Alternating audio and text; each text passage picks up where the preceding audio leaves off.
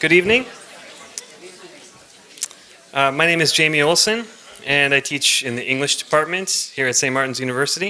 It's my pleasure to welcome you to the 6th annual installment of the Les Bailey Writers Series.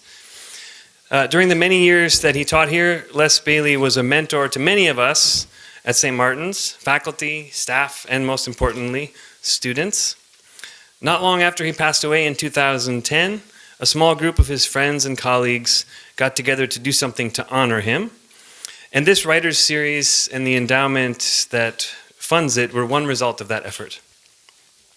The series has always kept its emphasis on student engagement, and today our visiting panelists were able to meet on campus with students from a number of programs, including communication studies, English, environmental studies, history, literary studies, political science, writing, and our student newspaper, The Bell Tower.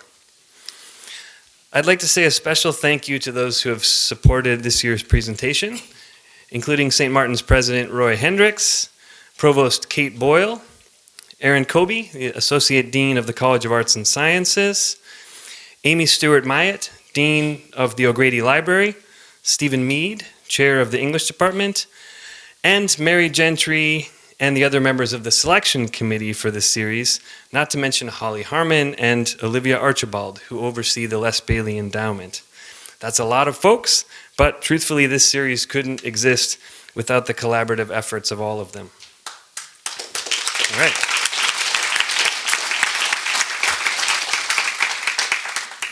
Tonight, as always, we are pleased to host this annual public event for no admission fee. But please know that donations from you can help us to continue to build the Les Bailey Endowment and bring important writers to campus each fall. Near the entrance to the room, you'll find a donation box with envelopes you can either place into the box or mail back into the university. We appreciate your support. And now I'd like to say a few words about John Dodge, who will introduce the panelists.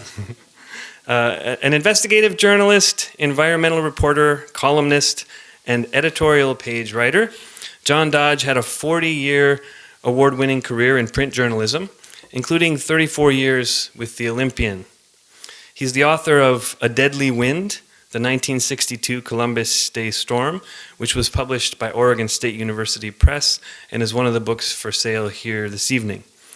John is also a member of the Les Bailey Writers Series Selection Committee, and along with Dave Ammons, our moderator tonight, he played a key role in organizing this panel on the past, present, and future of print journalism. Ladies and gentlemen, John Dodge.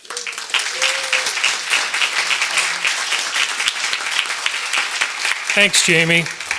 It's good to see everybody tonight. It's been a lot of fun putting this together and bringing some folks I really admire together on our panel, including my mentor, John Hughes, who I worked for in Aberdeen for 5.5 years, way back in the day when they were trying to build nuclear power plants in Satsum. Yeah, it didn't work. Anyway, welcome to the series. It's been a pleasure to be involved with this. We've had a wonderful series of authors over the years, and it's fun to have journalists tonight. I think it couldn't come at a more timely period in our nation's history. Anyone that thinks that print journalism doesn't have a role to play must not be paying attention. I want to set the stage for tonight's discussion about print journalism by sharing three figures and facts. The numbers that I want to share are 36,000, 1,800, and 13%. 36,000 represents the number of newspaper jobs lost in the United States from 2004 through the first 7 months of 2019. 1,800 equals the number of newspapers that have ceased publication from 2004 through 2018. 13% marks how many of the participants in a recent Pew Center survey said they rely on newspapers for their local news. That compared to 37% who use online resources and 41% who said they rely on television. Interestingly enough, some of those 37% that rely on online services didn't know whether they were getting the truth or not. So anyway, so transitioning from that national scale to the local scene, we're going to kick off tonight's discussion of print journalism with a few words from Dusti Demarest, executive editor of our hometown newspaper, The Olympian. For the past 25 years, Dusti has served in a variety of editorial roles at The Olympian and its sister paper to the north, the News Tribune, in Tacoma. Tacoma happens to be Dusti's hometown. Since 2015, she's served as The Olympian's executive editor. Prior to returning to the Northwest, Dusti's career included reporter and editor positions at several daily newspapers in Iowa, Michigan, and Wisconsin, and she holds a bachelor's degree in journalism from Northwestern University in Illinois. Please welcome Dusti Demarest.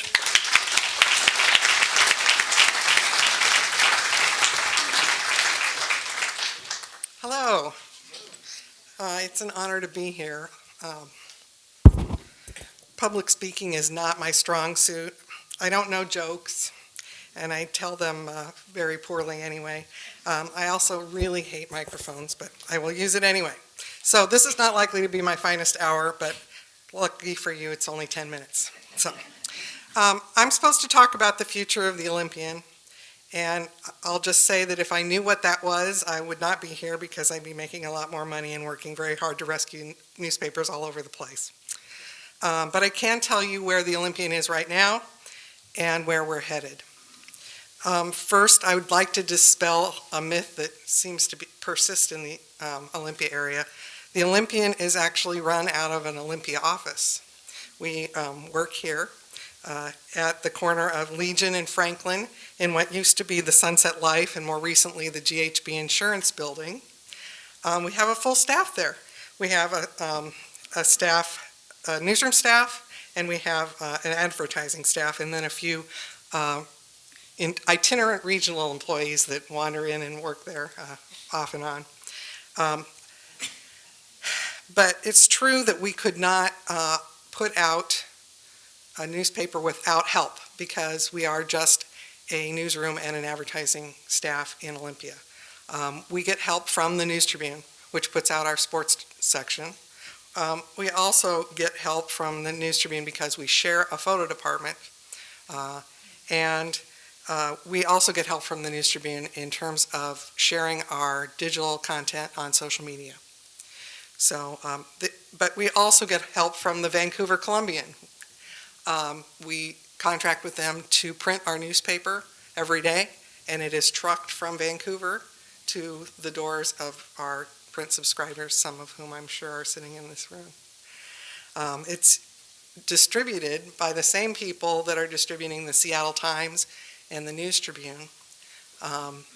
Those carriers don't work for the newspapers. They work for distribution companies and are independent contractors. So the other people that help us to put out a paper every day are designers who work now in their homes putting together pages from the content that we send to them through our shared software. So it's truly a team sport, putting out the Olympian. But the people who are writing the stories, the people who are reporting the stories, and the people who are deciding where those stories play and what kind of visuals they get are all right here. And most of them are people who have lived and worked in this community for a long time. So it persists that people believe that Tacoma is running the Olympian, and it's not. And I guess my credentials say I'm from Tacoma, which is true. I was born there, raised there, then went off to college in the Midwest, spent quite a bit of time in the Midwest, came to Olympia 25 years ago, and certainly had an opportunity to go back to Tacoma if I wanted to. But this is really my home, so I guess I want everyone to know that, and that it comes from love, the decisions that I make about the Olympian.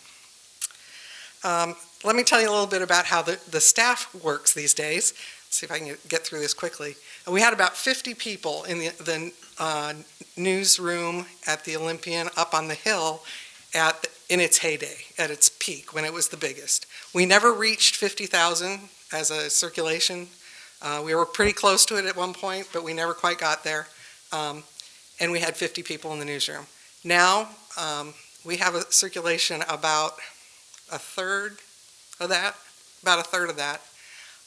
and we have a staff of about 5 people. There is me. I am the editor. When I took the job, I took the title executive editor. These days, I tend to call myself the editor because I'm the only one in the room. We have 3 reporters now, full-time news staff. We have a full-time videographer, Steve Bloom, who has been here longer, I think maybe longer than John, but definitely longer than me. And then we have Tony Overman, who used to be full-time in Olympia, and he shares his time with the Olympian and the Tacoma News Tribune. And that's it. We have 2 intrepid freelance writers who are key to keeping us covering a lot of different things. One is Jill Severn, who is writing our editorials, and the other is Molly Gilmore, who does our entertainment coverage. So that's pretty much the entirety of the Olympian staff. We share James Drew, who's the state government reporter for the News Tribune and the Olympian, and really the Bellingham Herald and the Tri-City Herald as well. So now that I've given you all those lovely numbers, let's talk about the products that we create. These days, most of my news staff is focused on covering news to meet the needs of our digital audience. That's the future, and so that's where we put our resources. That means they're focused on getting things up fast and writing stories that the analytics that we have in real time show that people want to read. I'm the person who takes what we've written for the digital product and make a newspaper out of it. I send a plan to those designers I was talking to you about who are working in their pajamas in their kitchens, and they put them on pages that turn into your print newspaper. Our circulation number these days, I know that people are worried about the health of the Olympian. Let me just say, our circulation number these days is measured in total subscribers. That means both print subscribers, and those people all get a digital subscription with their print. And more than half of the people who are print subscribers have activated their digital subscriptions to read the newspaper online. And then we have the digital only. Like I said before, we have about a third of the print subscribers that we had in our heyday, which is better than sometimes I think people expect to hear. And we have about a third of the digital subscribers that we have of print subscribers. So about 25% of our subscribers are digital-only subscribers. Right now, the print subscribers are dropping just a little bit faster than our digital subscribers are growing. Our digital subscribers increased about 1,000 people over the last year. But becoming a growing operation is within the grasp of the Olympian. I want you all to hear that, and I'll say it again. Becoming a growing operation is within our grasp. In fact, our sister publication in Bellingham, the Bellingham Herald, this month became a growing operation again. So I think that deserves some applause. There have been a lot of people who have been working hard at that. So the challenge for those who love print newspapers is that it's expensive. And we no longer have the volume of advertising to offset the costs of printing a paper and personally delivering it to your home every day. Those costs are the cost to print the paper, the cost to deliver the paper, and we also, as many print subscribers know, don't have a reliable workforce to deliver the newspapers. We have many openings for our routes on a regular basis. We're never full. We never have our routes full. And the jobs, I'd like you to think just for a moment about what it means to have to get up at 3 o'clock in the morning every day. Not 5 days a week, but every day to deliver a newspaper. It's sometimes driving 100 miles in order to do that. They're low-paying jobs, so tip your carriers. That said, I'm going to wrap up here and say I believe there will be a print newspaper for many years to come. I'm counting on it. My retirement dollars are counting on it as well. But the time when it is probably not going to be all 7 days a week is probably not too far down the road. Bellingham, who we just talked about, has already stopped printing its paper on Saturdays. What they do is they create the paper and they put it online as the replica edition or the e-edition, which I hope everybody's familiar with. But they don't print it and they don't deliver it, which saves 1/7 of their distribution costs. Our biggest challenge is not those numbers our biggest challenge is really how we are going to cover our community with the small staffs that we have. We use our analytics to show us the stories that people will read, that will get the clicks, the page views, but we also know that what will drive subscriptions, which I believe are the future, what will drive subscriptions are the meaningful stories, the ones that explain important issues in the community, answer the questions of why and who and how come. The good news is about 6 months ago, I hired a third reporter. We had spent about 18 months with 2 reporters. We now have a third reporter, and I think she's pretty awesome. Her name's Sarah Gensler, and that's increased our story output by 50%, so there you go. But we are still hoping to get more. The way that that's going to happen is changing our views about how we're going to fund those. I just this week finished an application for Report for America, which is a nonprofit, national nonprofit that provides newspaper reporters, not necessarily newspaper, reporters to organizations throughout the country that are short-staffed, and news deserts. That's a new term that's popped up in the last couple of months, or a couple of years, about places that no longer have newspapers at all. And I've applied for one to cover housing and homelessness in Thurston County, which I think I made a pretty strong case for. The good news is that I think we have a good chance of getting it. If that's the case, Report for America will pay half the salary of that reporter. McClatchy will pay 1/4 of the salary of that reporter. And I will be coming to the community and asking you to kick in the money for the rest. So, I urge you all to think now about the ways that you can support not just the Olympian, but other news organizations that you love and value, because we all need you. I urge you to subscribe. I urge you to read. You may or may not believe that you need us, but we definitely need you and your support. So, thank you.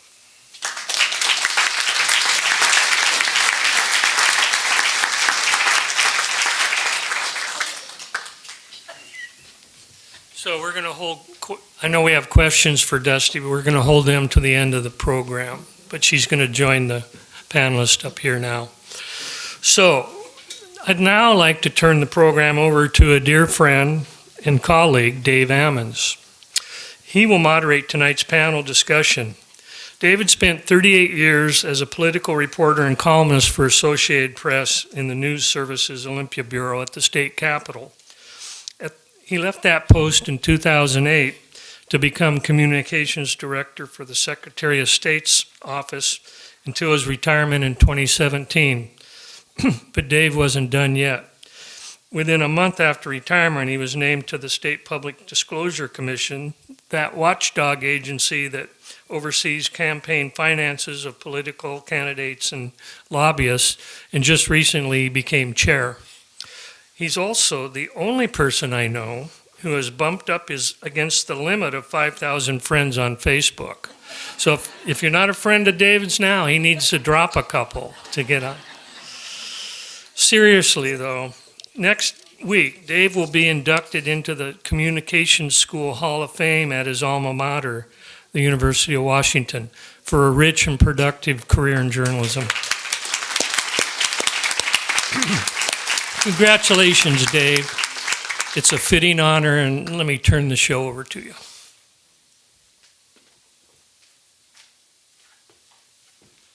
Thank you, John. And we sang happy birthday to John at our earlier gathering over supper.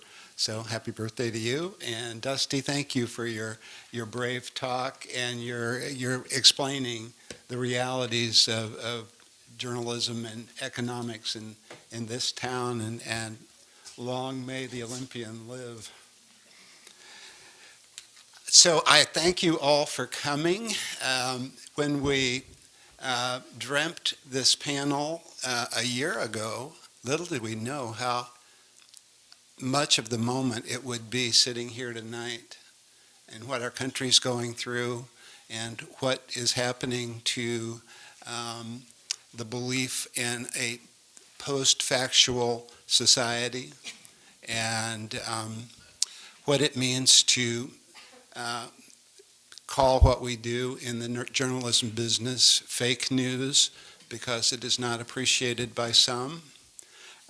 But that's for another panel, another time. I want to tell you that we have assembled a wonderful group to do talks for you tonight and to answer your questions that you might have. They're multi-talented, multi-platform journalists and authors. So we're going to hear their take on journalism today, where we've been, where we are right now, and their thoughts on what's ahead for not just print journalism and newspapering, but all of journalism and telling news by professionals and not by people who do it in their pajamas over the kitchen table. This is the first time the Les Bailey series has had more than one person honored as the author of the year, but we wanted to give you a flavor of the wisdom that each of these three can suss out the whole story or part of the story on journalism and what's going on. And this is also the first time we've looked at journalism as a genre of writing. If you'll notice in your program, you can tell that every year has been a different genre. And next year, well, I won't give away the beans, but you're gonna find next year fun too. I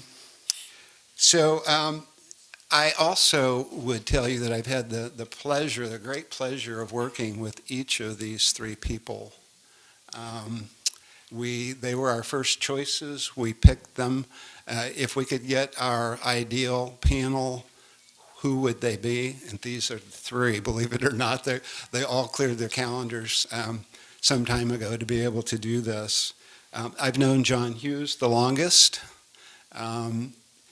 He was at the Aberdeen paper for almost 50 years, almost a lifetime as an adult there, and we overlapped. I was at AP in Seattle and Olympia primarily for 38 years, so we were telephone pals back and forth on what was going on in Olympia, and he would tell me what was going on in the harbor, and we would come up with interesting, what does the public need to know about whatever the issue of the day is. I would also take credit for John leaving the best job he ever had and getting his new best job he ever had, which is being the oral historian for the state of Washington. He's called the state historian, which is a position that did not exist until 2008. I happened to have come over, and Secretary Sam Reed was saying, we need just a fabulous person to inaugurate this program. And I said, I know just the guy. He's written oral history on the harbor. He's crazy about history. He and I both served as trustees for many years at the State Historical Society. And said, I'll give him a call. And with trepidation, I called John and said, how would you like to change your life upside down? He thought about it. I don't know how long it took you to decide, but roughly 24 hours. Not very long. I think his quote was, "I'm getting tired of laying off people and answering to the mothership that our 20% profits are not enough," whatever the number was. So he is doing a new form of writing. He writes, well, I'll get into that in a bit, but he's amazing. Rachel LaCourte, next, I worked alongside at the Associated Press. We had wonderful years together. During that time, we had 3 reporters year-round, a 4th usually during session. And now Rachel is the bureau chief in the bureau. So that's another example. She's amazing. She's also head of the press corps and is highly regarded in Washington journalism. And I got to know Lynda Mapes, our 3rd speaker, when she was around for the Seattle Times. And we got to be good friends and talked about all manner of things. But I guess I would say I knew Lynda Mapes before she was a rock star of journalism. and so I always feel good when I see her byline, and I always look for it. Quick word of intro on our speakers, and then I will, after I've introduced John, then he will take the podium or the microphone there. John Hughes is a legend in Washington and Northwest journalism. He has been mentor to many journalists, John among them, but many people have circulated through there. The food chain in journalism for many years, and it probably is still the same, is that when you come out of J school, you go to a small, either a weekly or a small town paper where you learn what the hell you're doing. And so John would craft these he was a great teacher, and he would train people how to do journalism, how to cover a community and the issues. So, and then they would move on to more fame and more money. And so this was, many of his children are out in the industry working assiduously and really appreciate everything he's done. He is at the Secretary of State's office now is a writer of oral histories, like you might recollect having read some. He does book-length biographies. My favorite was on Booth Gardner and his poor little rich boy who had a tragic life in many ways and yet ascended to the highest office in our state. And he's done a lot of profiles, including one on Chris Novoselic, whom he knew before he was Chris Novoselic as a teenager in the harbor, and other members of Nirvana, and was aware of whence they came, and he's still friends with Chris Novoselic. We were at an event together the other day in Tacoma, sharing our notes. The Christ piece got over 1 million hits when it got a shout out on Rolling Stone magazine. He's also written about journalism and journalists. He's written a book on the dying breed of the family-owned newspaper in Washington, and also about Adele Ferguson. Anybody remember that name? She was a firecracker. She broke the glass ceiling in Washington press corps. She was at the Bremerton Sun. She could cuss like a sailor and drink anybody under the table. But I liked Adele because she taught me how to write for the pipe fitter at the end of the lonely road down out of town.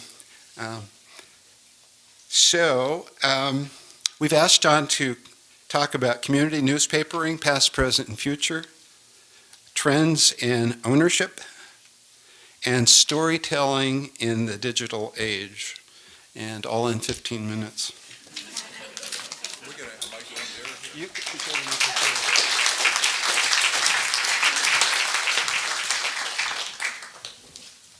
Wow, what a generous introduction. Speaking of introductions and thank yous, St. Martin's University has been the most amazing hosts, and it's a real honor to be in a room named in honor of a dear old friend of mine, Mike Contras, another Aberdeen kid who wrote columns for the Daily Olympian and was an absolutely brilliant practitioner of writing, both as a teacher and a journalist. Also, I'd like to give a shout out to the student newspaper at this university. All three of us today were mightily impressed by the caliber of the staff, by the fact that we still have a printed college newspaper that's doing some really excellent work. And that's really to the credit of the university and its administration. So with all due respect to David's alma mater, I saw, and the UW Daily is a daily, but the Bell Tower is a monthly, has a lot of amazing stuff.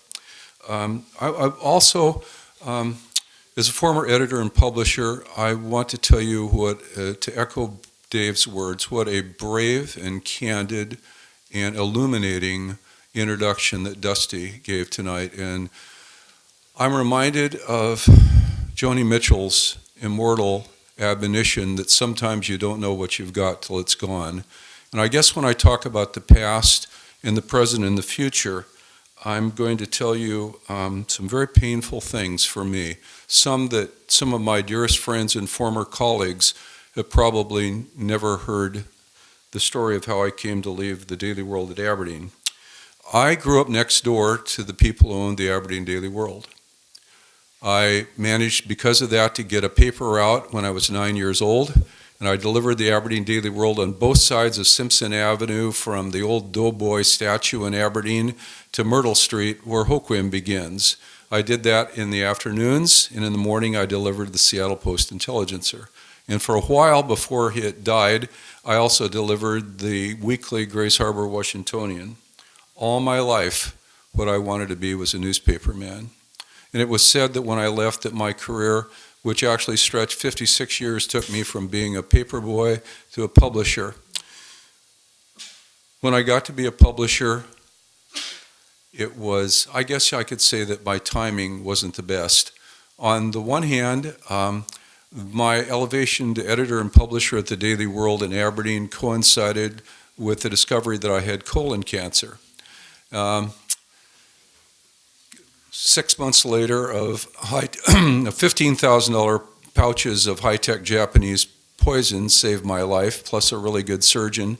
But my dream of becoming editor and publisher of the Daily World coincided with the beginning of the real impact of the internet, of aggregators who stole our content and repurposed it, stole us blind, with Craigslist, and the beginning of a readership that felt that news was always free. And to hearken back to something that Dave said about the book that I did about the Wenatchee world and the Seattle Times, let me say this. The Seattle Times, which Lynda V is privileged to work for as an award-winning journalist, is absolutely the gold standard of what can be today in community service journalism. From the standpoint of critical thinking, investigative journalism, partnerships with other community people, and people who still care about finding the truth in a sea of mendacity, lies, and libel. So Lynda, I really, the 2.5 years that I had the run of the Seattle Times and of the Wenatchee World were some of the most illuminating in my career as a writer. I also, the gold standard for me as a journalist had always been the Wenatchee Daily World. The Wenatchee Daily World for 111 years was published by the Woods family. The original Rufus Woods practically invented the Grand Coulee Dam. His son, Wilf, was a legend in his own time. At the age of 94, when he walked down the street to the printing plant every day to get one of the first papers off the press, people honked and waved. He was a beloved figure. The Rufus Woods, my friend, Wilf's son, was the editor and publisher of the Wenatchee World, and he told me as it was wrapping up the book about those two great newspapers, that he would, quote, rather burn it down than sell it. 18 months later, as the pace of diminution of journalism continued, he was forced to sell his newspaper. I don't begrudge him that, although his dad had died a few months earlier and was probably spinning in his grave as was his grandfather. But he made a decision, the best decision he could for his family, to maximize their entire retirements and their trust from that newspaper. So the story I have to tell you when we talk about the internet, about social media, about the aggregators who were stealing us blind, and about the lack of, as I said about Joni, sometimes you don't know what you've got till it's gone. There's another mouse in the punch bowl, and that is the unconscionable greed of major chain journalism. When I finally ascended to become the editor and publisher of the Daily World, well, I can tell you that I took enormous pride in our staff. We had 20 people in our newsroom. I resisted layoffs at every turn. When I got the job, by the way, it paid more money than I ever dreamed of getting. I got $50,000 to buy a new car every 2 years, and I could get a swell bonus at the end of the year if I met my retention goals for our newspaper, one of about 25 in the chain. And what I'm about to tell you was the norm for chain journalism that really began in the 1950s and 60s when it was said that if you owned a capital city newspaper, it was a license to print money, let alone newspapers. Well, I can tell you exactly the day that I knew that my 42-year career as a working journalist and my 56-year career in journalism had ended. It was July 1 of 2008. My boss, a really good guy, otherwise good guy, who had come up through the ranks in corporate journalism, knew how to run a good newspaper, had become the chief financial officer of a major newspaper chain, called and said, "There's good news and there's bad news." What a cliche to drop on me on July 1st. He said, "The good news is your circulation is up. The bad news is that your profits have just dipped below 20%. You are now at 19.8%, and you are what we call a problem property." And I said, you will forgive me for this vulgarity. I said, no, I won't say it. I said, I made $1 million for you last year in Aberdeen, Washington, and you're telling me that I'm a problem property because my profits slipped below 20%? I said, any self-respecting automobile dealer or supermarket owner or hardware store owner would be in a full swoon at 19.8%. You've got to be shitting me, is what I said. I'm sorry. And he laughed and he said, "Oh, John, you're such a card. We all love having you in the Donnery Media Group, Stevens Media Group." And he said, "Here's what you need to do. You need to cut another $100,000. I said, "I can't do that." And he laughed again. He said, "Ha." He says, "Well, think long and hard about it, because this is not a request, it's a mandate." And by the way, if I got that bonus, which I had eschewed for the better part of 5 years, I still wouldn't be paying off the last of the college debt for my 2 children. But 19.8% to me was absolutely unconscionable. A few days later, the Lord works in mysterious ways. David Ammons, my old friend, called and said, "I've got a job that has your name written all over it." And I took it. We made the decision over a long weekend. I met with Secretary of State Reed, an amazing person like your present Secretary Kim Wyman, who values history, who values newspapers, who values a free and informed public, who cares about civility and bipartisanship. And I took the job, but here's what I have to tell you. My heart's still in the newsroom every day. I want to be there with Doug Barker, my friend, who is doing an absolutely incredible job, like Dusti, with a handful of people. And those people really care about it. They've never earned a whole lot of money. They have this passion for what they do. Who was it? The Spokane legislator called us godless, hateful, dirty. Godless, hateful, dirty. That's the trifecta. These are people who care desperately about this calling of trying to tell you the truth, about trying to sort from the mendacity, the Twitter sphere, the lies. Honestly, I said to the young people today, someone asked me in one of the classes, a kid observes, he says, "So you were alive in 1968? Yeah, I was alive in 1968. And I covered all that, and I covered Watergate, and I covered all those stories, and what we're going through today is a time that tries men's and women's souls. You have never needed a fair, informed, without fear or favor newspaper, media business than you ever have. So, thank you.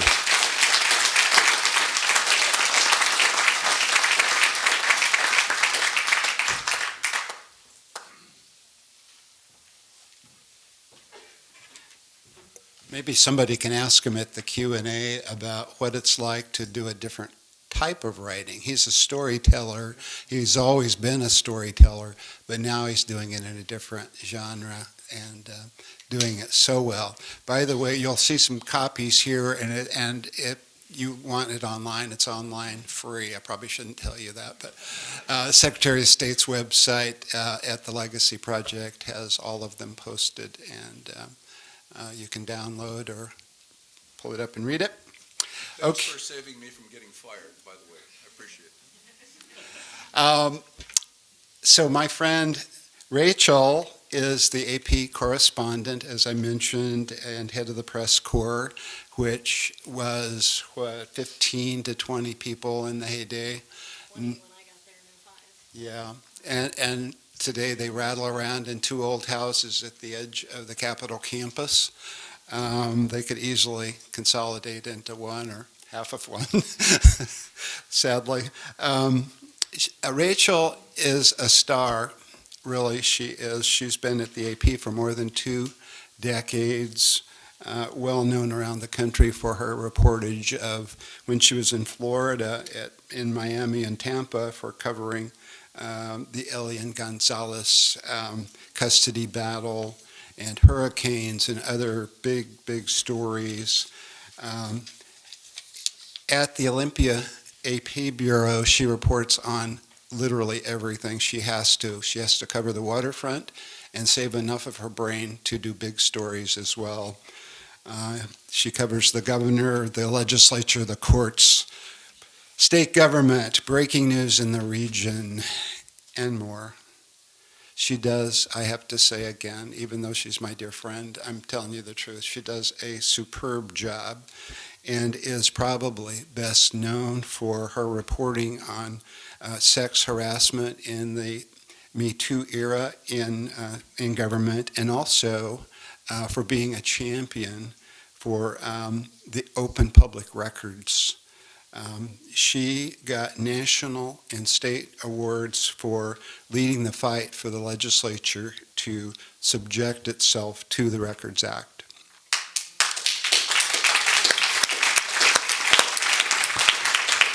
The legislature, as you may recall, had actually passed a bill saying we're not included in the Open Public Records Act. What, not us. All the rest of government, all the other layers of government, but not us. We're different. The governor vetoed that bill after more than a dozen newspapers printed front page editorials decrying this outrageous act by our otherwise sensible legislators. Rachel and the AP also then led the way for a lawsuit against the people you're reporting on, so that's pretty gutsy, right? But they won a big victory and I would say a partial victory in Thurston County Superior Court, and the legislature appealed that to the state Supreme Court. And we're awaiting a ruling on that. Oral arguments have been heard. But we certainly owe her a debt of gratitude. She is watchdog journalism at its finest. We've asked her to talk about the AP a little more and the shrinking press corps, how she juggles her schedule, how she does watchdog journalism, and also how she's working on multiple platforms, which you will find is an emerging trend in journalism. Rachel.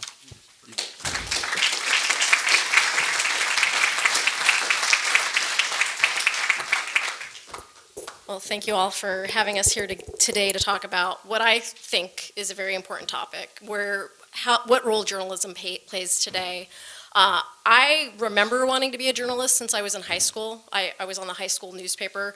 Apparently, I wanted to be a journalist much longer because just a year or two ago, my brother texted me a picture. My mom had been cleaning out the garage, and she found this like hand-printed newspaper that I made when I was in grade school. Awesome name. It was called the Know-It-All News. And I was like, how did we not know about this sooner? All of my friends met terrible ends in this edition of the newspaper, like businesses burned down. I was a pessimist apparently even in 5th grade. But so this passion that I have for the industry that I work in goes way back. And even as I have seen our numbers dwindle over the years, like we said earlier, when I came here, I started with the AP in 1997. Journalism was pretty vibrant back then. And I didn't have that hard of a time getting a job in the 90s. And we were also working with beepers, and Twitter didn't exist. And when I covered the 2000 presidential election and recount, which was probably my baptism by fire in political coverage, I can't even imagine what that coverage would have been like in today's environment, with everybody as polarized as they are today, with the Twitter misinformation. I can't even imagine. So fast forward to 2019, I kind of had a little bit of a vision of what journalism, how challenging it is to cover such a politically divisive issue, but in a more sane time. 2000 seemed a lot more sane than it does now.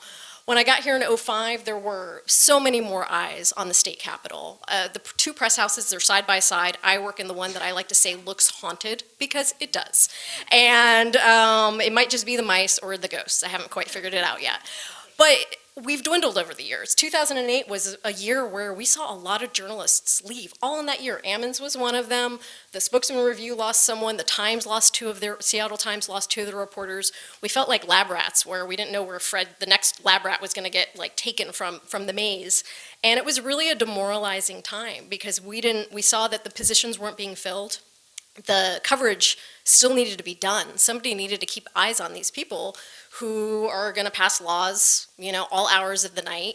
And so it was a challenging transition. That said, I think at their own peril, they underestimated us. So we went from 20, there's 6 of us left now. But we're scrappy, and we're passionate, and we're pretty focused on doing the work that we think needs to be done. So, for example, with the public records lawsuit, that was an issue that I knew for a while had been a problem. Like when I first moved here, I moved from Florida, the Sunshine State place, where public records is key. And I had always heard Washington State was also very good on public records. And the first few years I was here, I think one of the first stories I covered was the Senate tried to pass a bill to exempt the law, or they tried to pass an amendment that would exempt the legislature from the State Public Records Act. The House said, no way, that would restrict transparency, we're not for that. And then all of a sudden, starting in 2007, they would give us records but say, oh, we don't have to do this, but we're doing it out of the goodness of our hearts. And then we got busy with other things. 2008 election was a big year here in Washington and elsewhere. And it wasn't until just a few years ago that we just started to get more and more frustrated. Lawmakers, again, they're working for you. This is your taxpayer dollars are paying for state government. These are your records. And they're telling us we can't see them, unlike every other state government, every other school board, every other city council. So I started doing research on it, and the state archives were a fantastic resource for me, because I was able to go and look at floor speeches and floor records on what the lawmakers said they did. They said that they did something in 1995, and one day I just decided, just for my own sanity, I need to research what it is that they said they do. If nothing else, they're right, and I've had an interesting historical excavation, and if they're wrong, maybe we have a case here. And so I did the deep dive into the history. I listened to floor speeches from 1977. I learned more about old floor speeches than I ever wanted to know. And then I finally realized, I'm not a lawyer, but I don't think they did what they think they did. And basically started, making a pitch to my boss, making a pitch to, then we thought we had a case, hire a lawyer. We hired a lawyer. We're a big global news organization, but we can't afford a huge lawsuit against a state entity by ourselves. So that requires coordination with other news organizations. And that's where, again, this small, shrunken press corps, we came together, and because we needed all of these newspapers to give, what can you give? We want you to be part of this. We want your name to be part of this lawsuit. Whether we win or lose, this is an important conversation to have about transparency and about government accountability. And ultimately, we got 10 news organizations or organization groups signed on. AP is the lead organization. We have our one lawyer, Michelle Earl Hubbard, who's known for public records cases. She caps her costs because she said, essentially, I'm secret first chair or second chair because I did all the research. And then the state hires 4 lawyers, not one lawyer, 2 law firms, 4 lawyers, $500 an hour. Again, your taxpayer dollars being spent. They've spent more than $340,000 at this point to fight releasing records that you have a right to see. So we have, and I remember the day most of us have filed public records requests and have been rejected. So we had standing, but several of my colleagues didn't. So we had to basically submit public records requests for all of the people that were going to be on the lawsuit, so they all had standing. And I remember that day because it was total journalism solidarity day, where I split up the list. I'm like, all right, spokesman, you've got this many lawmakers. Olympian, you've got this many lawmakers. Everybody had a set of lawmakers. We submitted, and we all at 10 a.m., I think it was May 22nd, 10 a.m., we pushed the button. All of a sudden, all 147 lawmakers of the Washington State Legislature received a public records request, asking for emails, asking for reports of sexual harassment, and asking for text messages during a certain period of time. And we felt like we needed to raise a flag or something over the press house because we were just all right, we've done it. We've put them on notice that we don't know how this is all going to turn out, but they were put on notice that them ducking what we believe to be clear law was no longer going to cut it for us. And again, I think they thought, whatever, we can press corps. We're not worried about it. We've got our fancy lawyers who are going to fight this case. And I think they were surprised by, one, how quickly this legal case moved. I mean, we had a hearing, I think that October or December, and then the ruling by the January 2018, which for all intents and purposes found all individual lawmakers had to release records. It was a question about whether the Senate and the House and the legislature are covered under the state public records law, but lawmakers have to release records, something they have long said they didn't have to do. 3 weeks later, they introduced a bill to exempt themselves from the State Public Records Act, which they had already argued in court that they were already exempt from. So it gives you a sense of what we were dealing with here. They'd been saying something, they were clearly wrong, and then they were like, okay, well, now we're exempting ourselves. In my 22 years as a journalist, I have never seen what the legislature did to move so rapidly to shield their records from public view. They introduced and passed a bill within 48 hours, no public hearings, and they literally passed the bill from the Senate, and usually bills take a few days, paperwork in between the chambers. I'm a pretty fast runner. All I had to do was run across a rotunda, and by the time I got to the House, they were already into speeches on passing the bill in the House. That's how quickly they wanted to get it out, and they didn't care. They were jamming it through. They just did not care. They wanted to make sure that no way, no how were any of you or us going to see these records that we consider important to be able to supplement our reporting. And like Dave said, the legislature jammed it through. The governor's office got 20,000 phone calls and emails saying, do not sign this bill. You must veto this bill. 13 front page editorials across the state, something that has never been seen in the nation.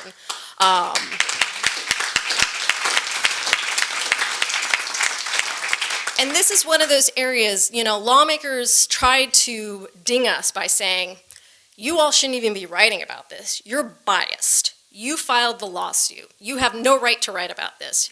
correct, right, okay. The public should be left completely in the dark, even more so than they already are because of your current policy.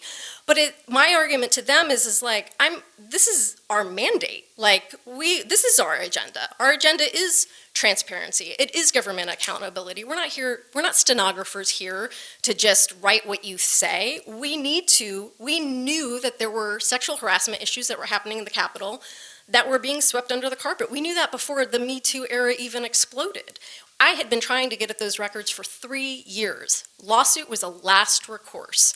And so to basically accuse us of being biased because of their bad behavior, their inability to want to be subject to the same laws that everybody else in the state of Washington are subject to, was frustrating and also disingenuous. And the public didn't buy it, and the governor ultimately didn't buy it and vetoed the bill. So now we are here waiting for the state Supreme Court to rule. We did have oral arguments in June, and we're waiting to see how they rule. Either way, no matter what comes out of this case, I think the most important thing that has occurred is that we've had a really important public discussion about transparency. And also this discussion showed that the public does care. I mean, 20,000 people called the governor's office or emailed the governor's office. How did they find out about this? They watched the news. They read the newspaper. They read news sources online. So we're still relevant. People still are interested in what we're reporting, and they want us to continue to be able to report. If they thought that what we were asking for is unreasonable, they would have just not said anything, and the governor probably would have let the bill become law. So this whole episode with the legislature has given me a lot of hope, because it's easy to become demoralized in my industry, absolutely. You see I work in a building that is literally, there are more empty offices than bodies. So of course it's easy to become demoralized, but I look at what this small, scrappy band of like reporters who are just sort of like the left behinds, like the rapture happened in the press houses and we're the only ones that are left behind. And we still are we had impact. It wasn't the press corps of 30 members that got, the lawmakers to like up against the ropes. It was the press corps of 6 that had this happen. And so I feel like all is not lost. And so that is the sort of the hope that I take. Yes, I know we're shrinking, but we're scrappy. And we're gonna, until somebody like taps me on the shoulder and like takes me out of the ring, I'm in it. So that's all I got to say.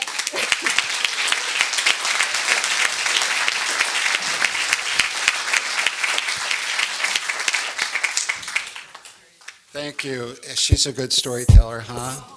Yeah, that was so fun. I really enjoyed hearing the whole 9 yards all over again. I can send you a copy of the note I'll use, Dave, if you want.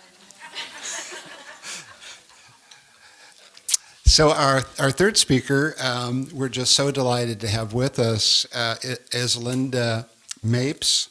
Her reporting for the Seattle Times has drawn national and regional and statewide interest far beyond her circulation area. Her stories have been watched. I think of the amazing story she told of the mother orca carrying that dead baby on her back for 2 weeks. It broke people's hearts.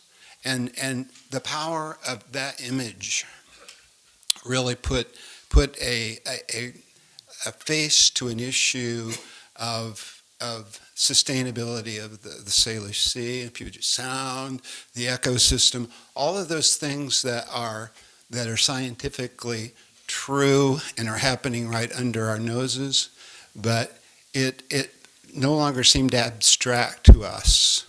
And the legislature, the governor created a task force, and lots of people, just average people like us, were really had our eyes wakened up by Lynda's reportage. I'm just so impressed, again, another story about the power of one reporter. And Lynda has owned this story.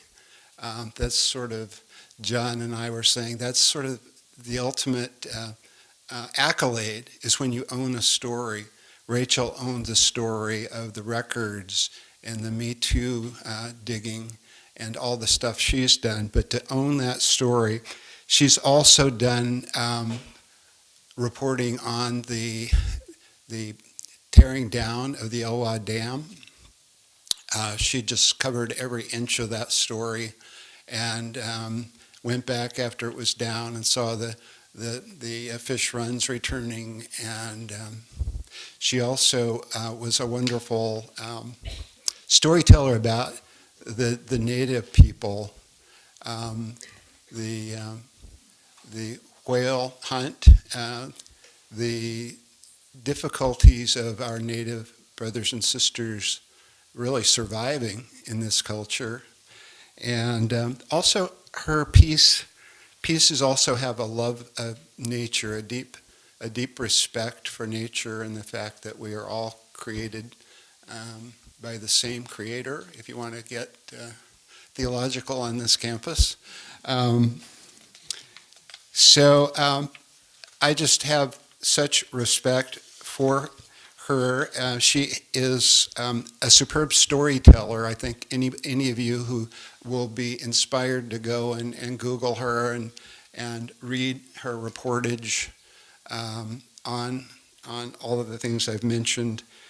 Also would be happy to know that she works across platforms with video and photography, social media, and books. She has written 3 books, or is it 4 books, Lynda? Starting my 6th tomorrow. 6 tomorrow. Okay, you heard it here first. And on her website, she calls herself a newspaper reporter and author, an explorer and reveler in the natural world, native plants, and species of every sort. I guess that includes us. I'm driven to go deep, look long, and stay a while. My photos and journalism and books are the result of a lifelong fascination with the natural world and our connection with it. I work from all 5 senses and especially the critical 6th, a sense of wonder. Don't you love that? Lynda.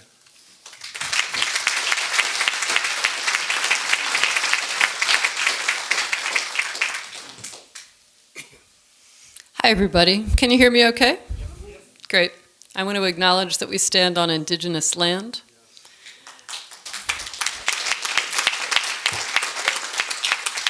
I want to say thank you to St. Martin's for having us here this evening and tell you what an incredible day we've had with the students here who have inspired me and touched my heart. It made me believe that there is a future for journalism. I want to also say how honored I am to share this evening with the other panelists, Dusti, Dave, Rachel, John. It's another reason why I feel really, truly proud in my heart to share this calling. It is a calling of journalism.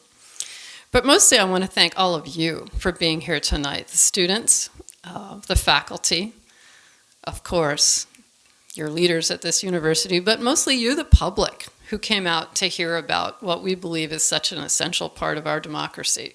This mutual project of telling our story of our community, who we are, who we're trying to become. We're all trying to get better at this business of being in community together. And really, that ultimately is what journalism is about.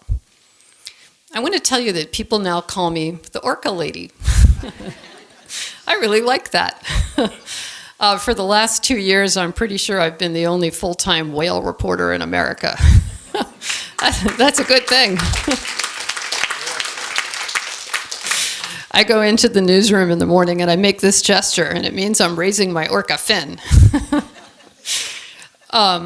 It's really important for you to know that this reporting that we've done in now 5 special sections in the Seattle Times, the last part of the series published on Sunday, has been done by a team of people.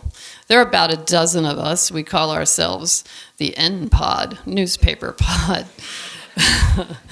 And I'm the matriarch. I'm the oldest. I'm 60 years old. I work with teammates who are a third my age. This is the genius digital team with whom I do my work. These are the videographers and the people who do the magic at the back of the house, the coding that make the whales speak to you as you read the stories, and you can hear the splash and watch them hunt and roll and dive and breach as you read online in the newspaper. And then there, as a matter of fact, the pressman who I met on Tuesday night when I went out to the press to watch the last section come off the press. You know what? I'll confess something. I love the smell of ink. We had a fun discussion today at the student newspaper. They were debating this problem of, should we keep printing on paper? And we all just jumped on them. Yes, you must. And it's because there's something special about print, isn't there? I know it's expensive. It's incredible that we do it. Who else brings their product to your door? It's really a remarkable feat. But there's something special about a newspaper. You can spread it out on the table. You can share it with whomever you start your day with. And it's the serendipity, isn't it? You start reading about something just because it's right next to something else. And I think that's part of what makes us a community, because we learn about one another when we weren't even trying to. We were just kind of having our coffee and starting our day. And I think this digital thing that we all do now silos us, because we only read the thing we were looking to read. We only read the feeds that we sign on to, or more sinisterly, these weird algorithmic things that are suddenly fed to us kind of automatically. I love newspapers because they're really about all of us. And for me, this has been one of the great gifts of my life, to have stumbled into this career. I always think it's funny that I'm called a reporter, because I never really have seen myself that way.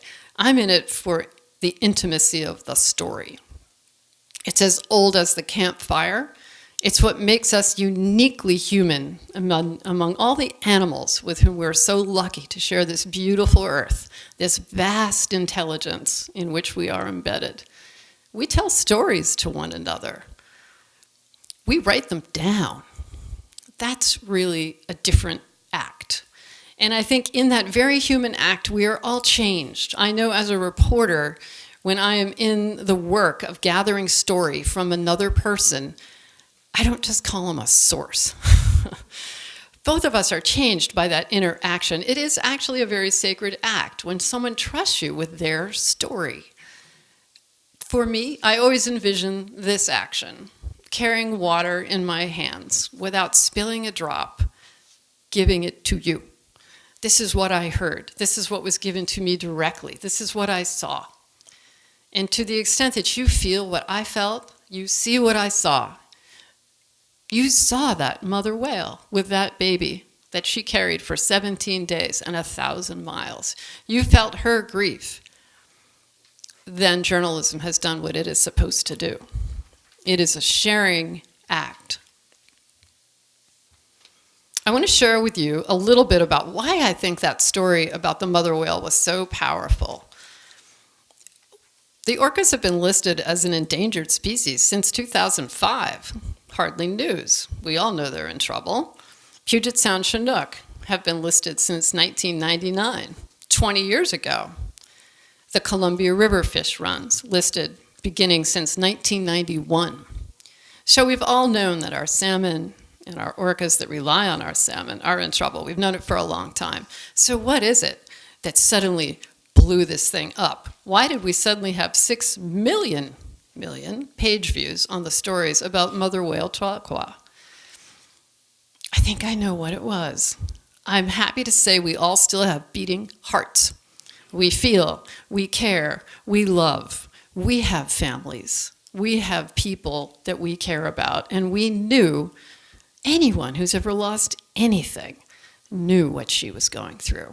Suddenly, this animal went from being just an animal, just another species, to a specific animal. She was a mother. She had a daughter. She loved that little baby that she carried for 18 months so much, I don't actually think she ever let it go.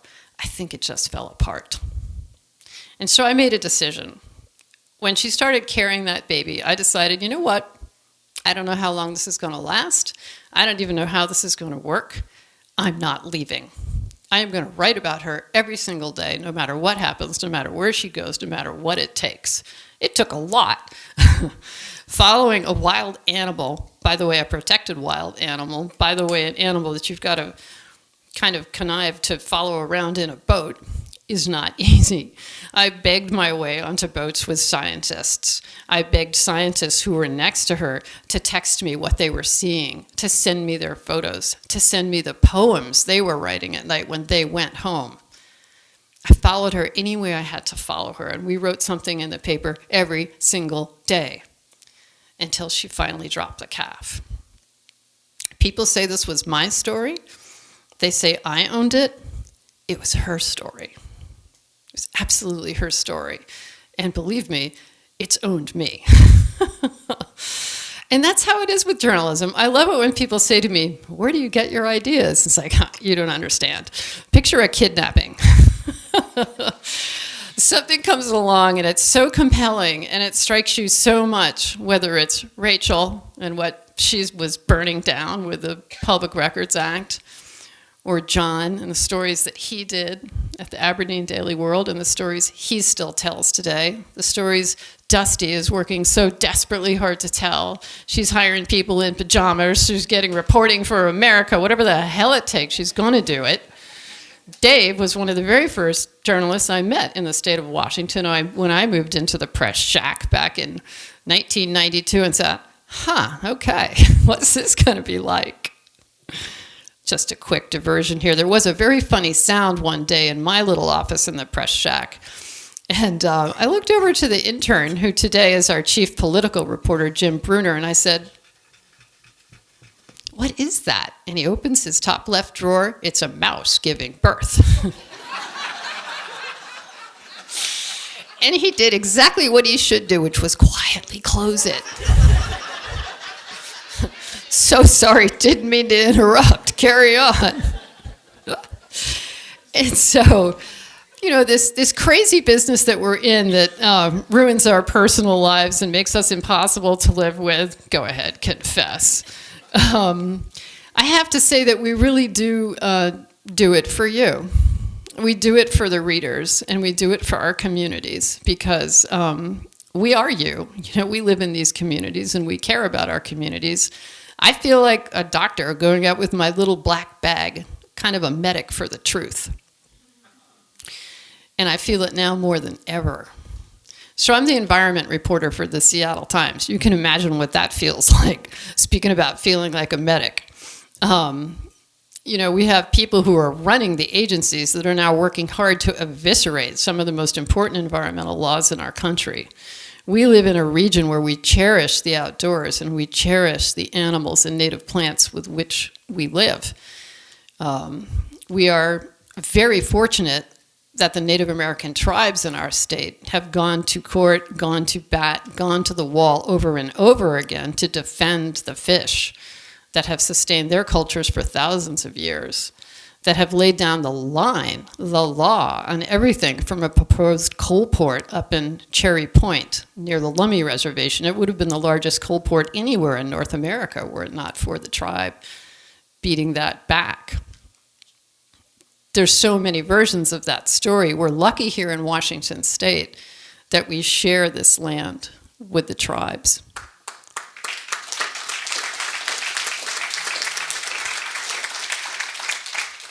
So we have a great partnership underway today here in Washington to defend these animals, to defend these lands and waters, to stick up for one another, to continue this incredible enterprise of making and sustaining community, including the non-human beings with whom we share this beautiful place. Journalism is right in the beating heart of the middle of that battle. And I think the thing that makes it not only easy, but a great joy to do is seeing the response of the readers. You know, the reason we decided to dig in deep and write a 5-part series about orca whales is because of the community response to the stories. People wanted to read more and more and more. And every time we publish something, they have got more questions and more unanswered questions. And so that's why I'm starting a book about orca whales tomorrow. It'll be co-published by the Seattle Times and Braided River, which is the conservation imprint of the Mountaineers, the same publishers with whom I wrote a book about the takedown of the Ilwat dams. And so we're incredibly fortunate here in this community. Yes, our journalistic institutions have been savaged, and I won't sugarcoat that. On the other hand, we are still here. And as you could tell by Rachel's story, we are fighting, and we are fighting hard to do the job that we feel very blessed to do. And we're doing it in partnership with each and every one of you. And I was very grateful for what Dusti said about how you may think that we don't need you. We absolutely need you. We need you to subscribe. We need you to read. We need you to tell your neighbors about what you read in the paper today. We need you to pass on this tradition to your children. I grew up in a house where we got 5 newspapers. Those were the days. My dad worked for the Reader's Digest, as a matter of fact. And so our house was always under a high tide of print. Every single month, he would bring home all the periodicals from Vogue to Architectural Digest. And my mother, for every single birthday, always gave me the same important gift, a hardcover book. And so I feel very grateful to be raised in the library tradition, in the reading tradition, in the tradition of newspapers and periodicals. I love it that when I went to the press room on Tuesday night to watch those newspapers come pouring off the press by the hundreds of thousands, the main thing I felt was gratitude. And so with that, I want to say, as we think about this theme tonight of journalism in the past and in the present and the future, I truly believe that storytelling is as old as our species, and it is essential to the human enterprise and to the community enterprise. And I don't care whether the platform is a digital one or a paper one in terms of the delivery. We're really talking about the same thing, and that is the sharing of story. I do hope that the print format is with us for a long time to come, and I do think actually it will be, mostly because people will demand it. But the thing I know will never go away is this need to share story. So thank you.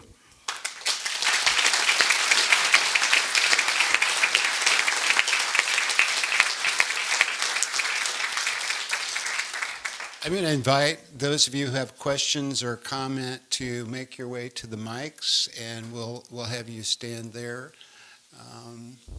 I guess while we're waiting for people to be brave enough to come on up, Lynda, could you tell us something about the sort of new economic models at the Times for having community partners for specialized reporting? And Dusti, you also mentioned that collaboration is something that you're looking for too. If you could both speak to that a little bit. So at the Seattle Times, we were a little late to the party that NPR figured out a long time ago.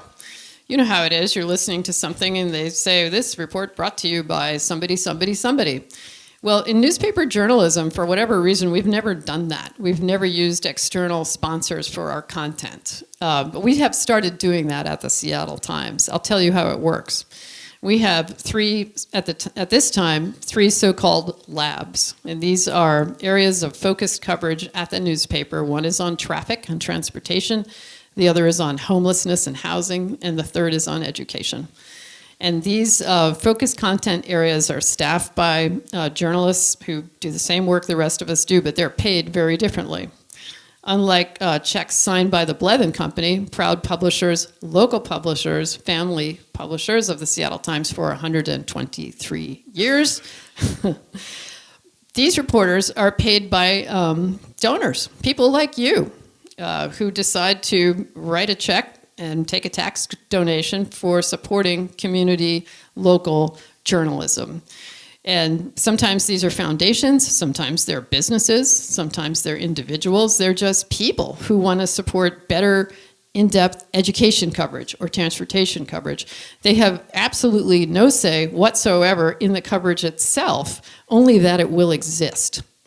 And it has saved many jobs, and it has created in-depth content that I know we could not afford any other way. And we're starting another lab, which is going to be the investigative lab. We are hiring 6 investigative reporters. Wow.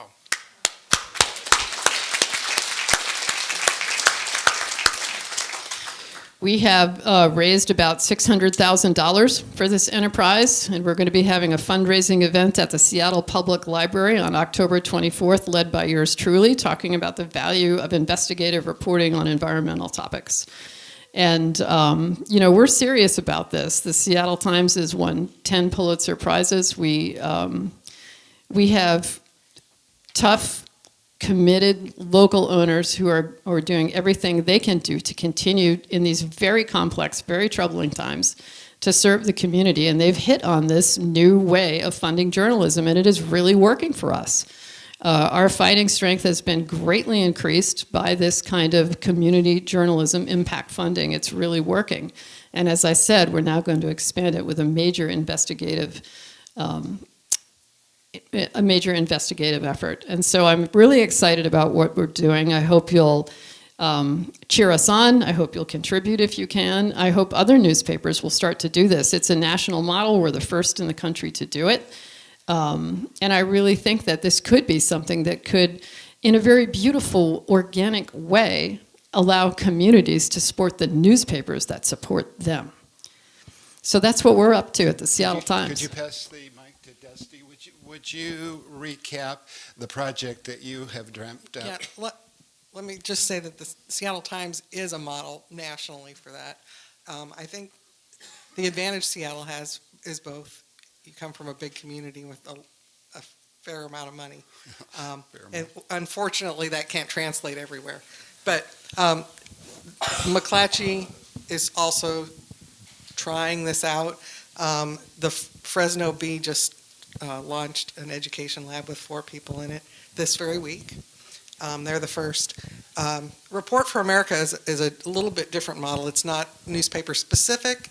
It's a national organization that recruits and hires journalists with up to 5 years experience, and then they place those journalists at newspapers all across the country that have applied for these folks. So it's kind of like an AmeriCorps position, or that's how it works. So it's they come for a year, and then you can extend it sometimes. So And we're going to get we've your target is homelessness in yeah. Thurston County. Our proposal was right now we're covering homelessness and housing as much as we possibly can, but at the detriment to pretty much a lot of other coverage. So it would be nice to have somebody who was dedicated to doing that. Thank you. John, you had a Well, the model for this is really the listeners who saved KNKX, KPLU in its previous incarnation, and the quality of the work they're doing. One of Rachel's colleagues, whom I come to know really well, is Austin Jenkins, a gifted reporter for National Public Radio. What KNKX has done now with its new studios in Tacoma in collaborative journalism, a recent series on the number of people who were buried in what amounted to paupers' graves at Steilacoom at Western Washington at the mental hospital there. The Salish Sea series that Bellamy Pelthorpe did that really coincides so beautifully what Lynda and the Times have done. I guess I need to say something again, though, on this issue of profits. What the Blethen family has done for decades is to accept far lower levels of profit and to pour that into excellence in journalism, and that is a real commitment. Having the Seattle Times as a great metropolitan newspaper for those of us in Western Washington is really a remarkable asset. I neglected to say that one of the papers I delivered for a while as a newsboy was the once great Portland Oregonian, which I practically got a hernia delivering on Sundays.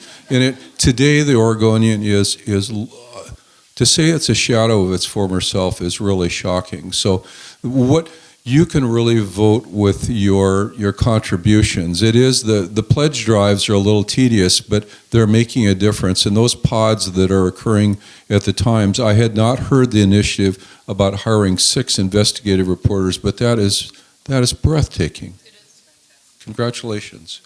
We have a question I actually have two questions. Okay, go for it. So our generation has changed over over the years, and how do you think our generation will change journalism and make it so it will be better or not the same?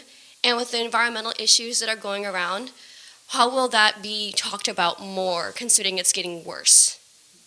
So. Sounds like a Lynda question. Go, Lynda.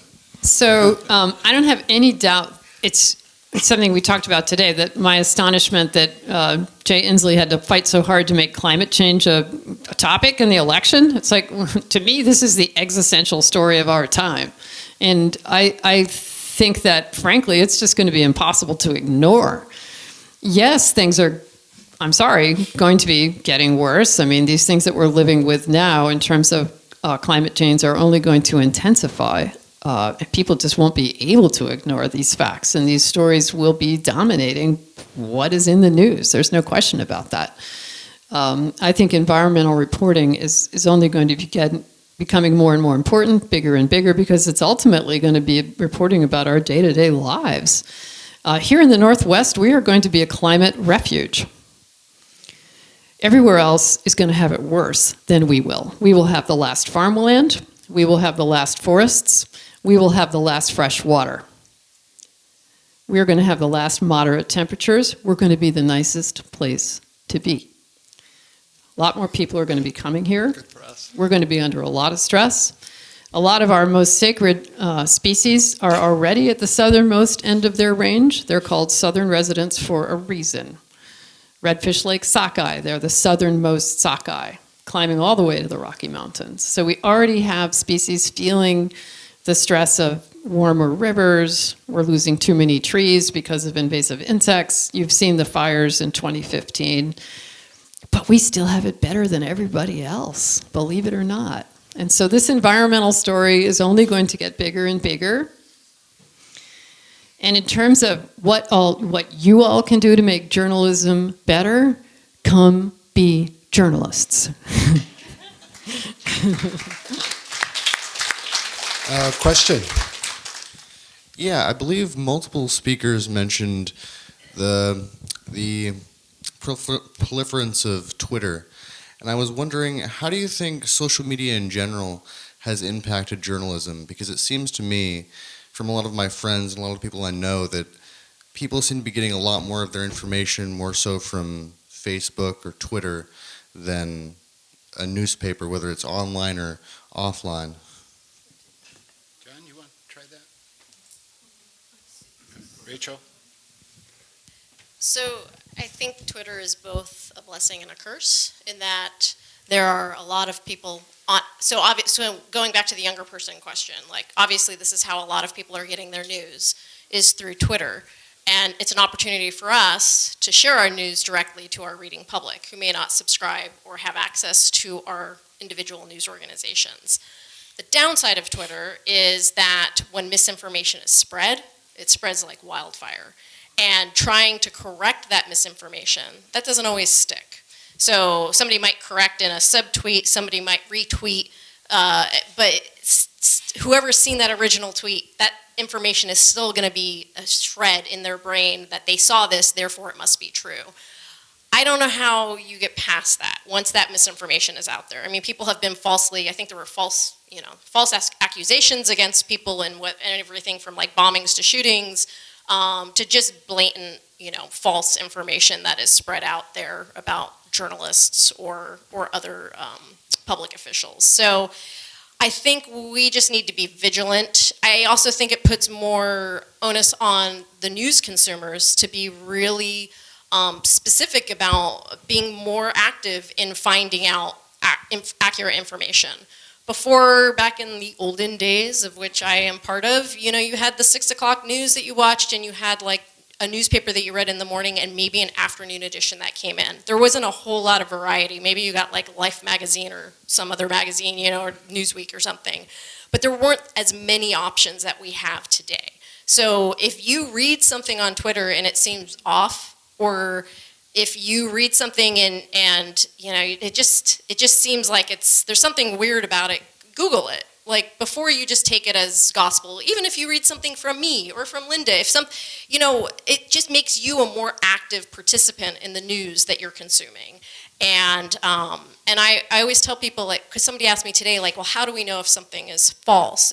If you Google something and the only results you get are these strange websites and none of them you recognize, that's a red flag. It's probably questionable information.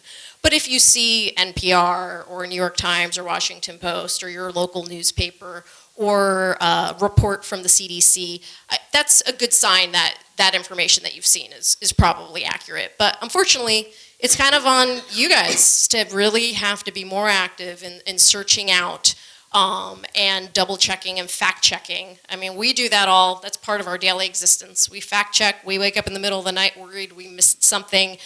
That's the effort that we put into our work. Not everybody does that. And so I understand feeling overwhelmed by the information that you're presented with every day. I'm overwhelmed when I see information or when people are coming to me asking me, like, is this true? I saw this here. And then I try to track it down. So it takes a lot more of our time, and that's unfortunate, but I don't see that changing anytime soon. So we all, reporters and consumers alike, need to be more vigilant about making sure that we've done the best that we can to track down the information. There's another big danger, and that is in this current climate, there's this cacophony of incivility, and all. A young woman asked earlier about environmentalism and what we could do and what the future holds. I recently did a 16,000-word profile of Fawn Sharp, the president of the Quinault Indian Nation, and her people literally at ground zero at Tahola and moving to higher ground. The endangered, the blueback salmon, which both spiritually and in terms of nutrition has been a staple for eons of her people, are endangered.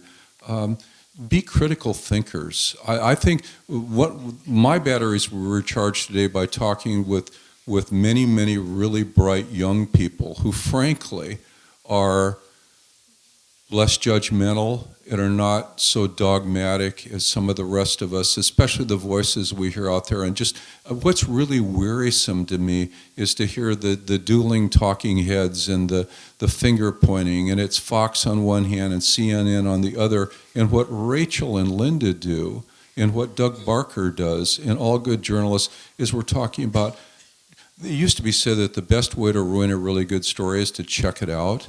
To find the facts, to have attribution, and that's what we're in danger of losing in all this. And it really began with the wonderfulness of technology and what the internet brought us and what it can do. I mean, my research today, doing long-form history, is propelled by being able to look up things in 20 minutes that I used to drive all over the state. And I remember spending a week in Michigan at the Walter Reuther Library on labor history, doing research for a piece that we were writing in the Daily World about the industrial workers of the world.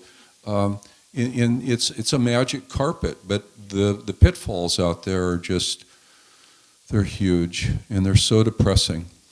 One of my interns a couple of years ago was a crocheter, and a phrase apparently I said to her all the time, which is a famous journalism phrase: if your mother says she loves you, check it out. And she crocheted it for me, and it's framed in my office, so that's the first thing you see when you walk in my office. I'm going to entertain one last question. Hi, Stephen Friedrich here. I used to work for John at the Daily World. I was there for about 15 years. So I come from a bit of a different perspective probably from your other question takers. And first I wanted to say I'm a big fan of nonprofit journalism. I think Crosscut is doing a really great job. Investigate West is doing a really, really great job. I'm wondering, question for Dusti and anybody else who wants to tackle it. You have really young journalists, and how do you get journalists to stay in a field where I couldn't afford to be a journalist anymore? I had to leave, and I know you've had so much turnover there at the Olympian among other journalists that were in the same boat. Is this just the reality now that you have to? You're going to have journalists there for like 2 or 3 years, and then they're gonna ditch for a state job. Is that just the reality? That's been the reality for a really long time, long before journalism got itself into trouble. Because in the days when we were owned by the Gannett Corporation that demanded big returns on their investment. 20% or more. Yeah, we weren't paying reporters very much even then. We're trying to pay our reporters at least enough to live these days, but it's a hard job. I mean, a lot of people who have left have made the decision not for money, but for lifestyle, because it's so demanding. It expects you to work on holidays and at weird hours, and you wake up in the middle of the night worrying about whether you got that name spelled right, or you forgot to double check a fact or whatever. It's stressful. So I think most of the people who have left voluntarily over the last 10 years have left for the same reasons they were leaving before that, which was lifestyle decisions. I cut my pay in half, happily.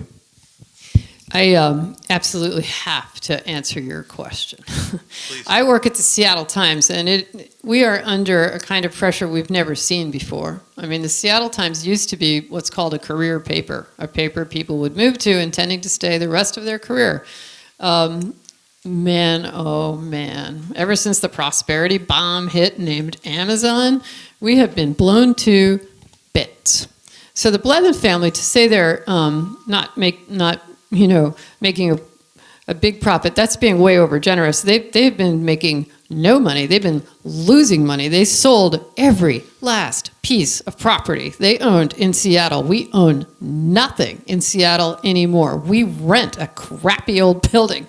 And the beautiful landmark building we used to work in has been torn down for condos. The press, where I watched those papers come off on Tuesday night, that's being torn down for condos sold for scrap. This is a painful thing. My editor, who I dearly loved, left last March to work for Zillow. When I was following Mother Orchid Tahlequah around, I didn't even have an editor. I was filing to whoever would answer the phone. I saw you had staff that are nannies. I'm not joking.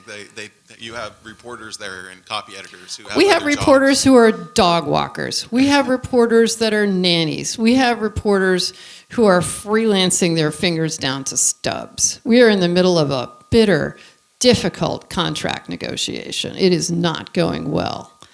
This is very hard. I mean, we live in Seattle. The cost of living there has exploded.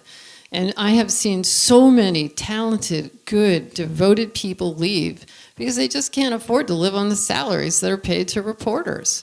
It used to be possible. It's become impossible, especially if, say, you're getting a little older and you actually are beginning to realize you're going to need to take care of your mother. Or maybe you're a single parent and you're going to have to send your kid to college. Or maybe someday you'd actually like to buy a house. It's really hard. And it's heartbreaking to watch all these talented people walk out the door. And I frankly don't know what we're going to do about it. I mean, I really don't. The Seattle Times can't hire the people we used to hire. We can't keep the people we used to keep. People like you who just couldn't afford to work there anymore. And so, you can only play the passion card so many times. The passion is real, but, in a city like Seattle, it's really getting tough. Sorry for the long answer, but I had to say it.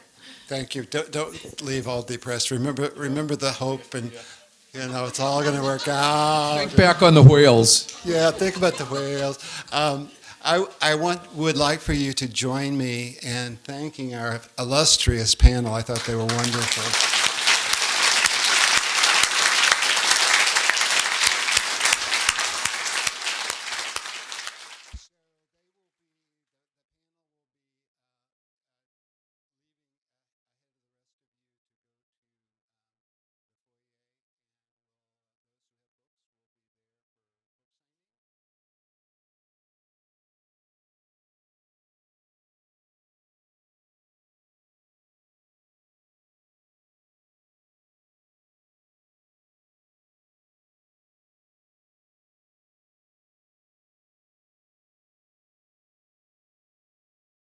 you.